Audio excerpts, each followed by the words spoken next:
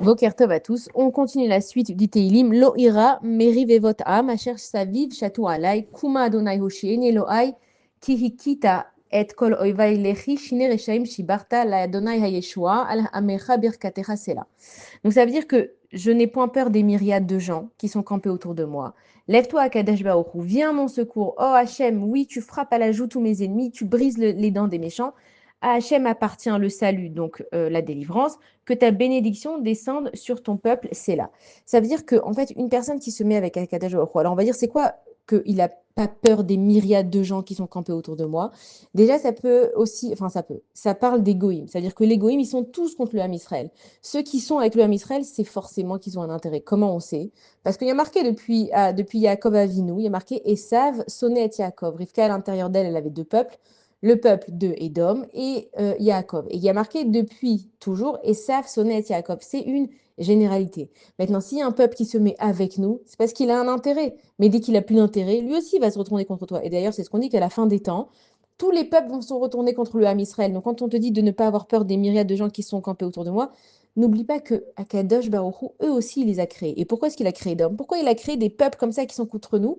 C'est parce que nous, on oublie qui on est. Et eux, ils sont là pour nous rappeler qui on est. Si on n'avait pas des gens qui venaient sans arrêt nous envoyer des bombes et des menaces et nous boycotter, on oublierait qu'on est le peuple d'Israël et qu'on peut compter que sur Akadosh Baruch Hu. Si on se faisait amis tout le temps avec tout le monde, alors on oublierait qu'on a un Dieu. Comme on a dit hier justement, c'est que le Kéhev, la douleur, elle vient nous réveiller.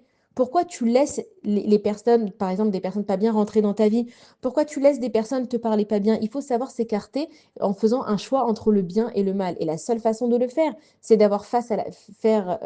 faire face, pardon, à la douleur. C'est que si je ne sais pas ce qui me fait mal, je vais pas arrêter. Si je ne sais pas que, par exemple, aller manger 3 yaourts par jour, ça va me faire mal au ventre, ben, je vais manger 4, 5 yaourts. Donc Hachem, il envoie la douleur pour nous stopper. Le Kéhev, la douleur, elle est là pour nous dire, attends ma fille, mon fils, qu'est-ce qui se passe là? Pourquoi tu as mal?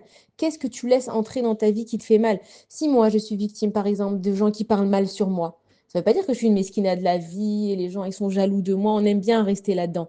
La Hachem, il te dit, mais pourquoi le Lachon Hara, il vient chez toi? Est-ce que peut-être que toi t'en dis? Il faut savoir que tout ce que je vois c'est chez les autres, automatiquement, il est chez moi. Parce que je viens réparer ce qu'il y a chez moi, je viens pas réparer ce qu'il y a chez les autres. Sinon, c'est que je suis vraiment une énorme tzadékette. C'est que dès que quelque chose me dérange à l'extérieur, c'est qu'il est à l'intérieur. Si j'ai affaire que à des voleurs, pose-toi la question, qu'est-ce que tu as volé dans ta vie? Donc forcément que peut-être toi, tu n'as pas volé de l'argent, mais encore une fois, on a dit, quand tu fais pas la bracha sur un fruit, c'est comme si tu volais à Kadash Baruch.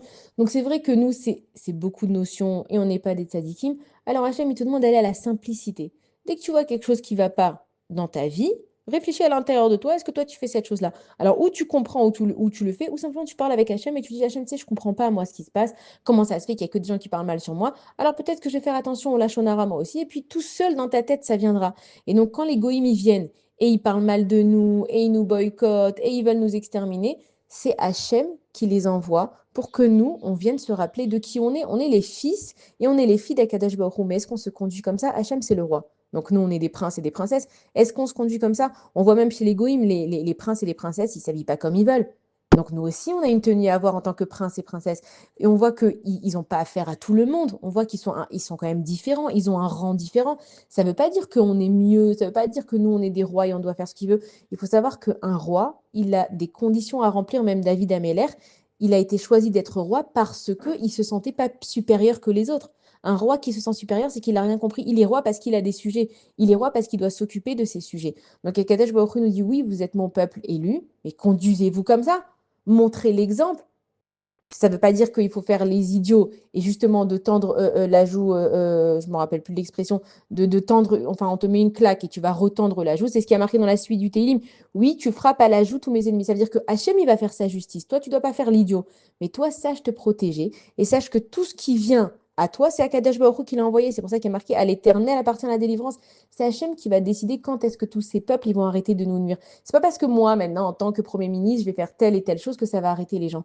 Celui, par contre, qui se met dans la confiance d'Akadash Baruch Hu, qui sait que c'est Hachem qui gère ce monde et qu'il se regarde lui et pas les autres en se rappelant que lui, c'est le fils et la fille du roi, alors à ce moment-là, il pourra attendre le salut d'Akadash Baruch Hu, la délivrance. Bonne journée à tous.